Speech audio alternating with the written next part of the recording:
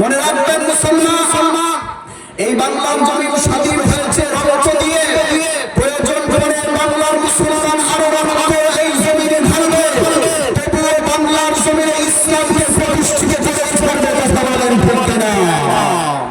পরিষ্কার ভাষায় বলে দেই, ওসমান হাদি ভাইকে হত্যা করা হয়েছে শুধুমাত্র ওসমান হাদির রক্ত দিয়ে বাংলার জমিন ইসলাম প্রতিষ্ঠিত হবে না।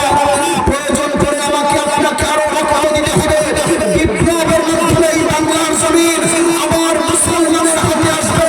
মুসলমানেরা ইমানদারেরা এই বাংলার জমিনকে আবার চালিত করবে। কথা বলেন ঠিক কিনা? বিপ্লব মানে জীবন দিয়ে বসে থাকা নয়।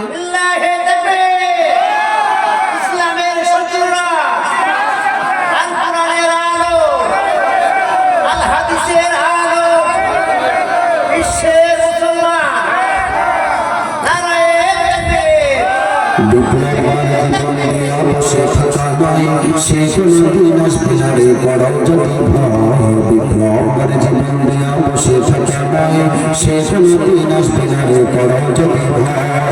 আসবে বিজয়ের রক্তে আর জীবনের বিনিময়, আসবে বিজয়ের রক্তে আর জীবনের বিনিময়।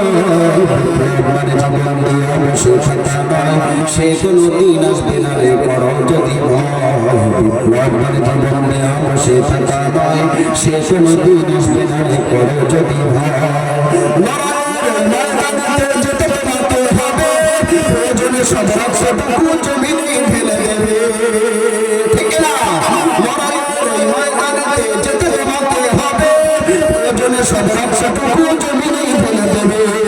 তবুও তোমায় লড়তেই হবে, তবুও তোমায় লড়তেই হবে, মানবে না পরাজয়।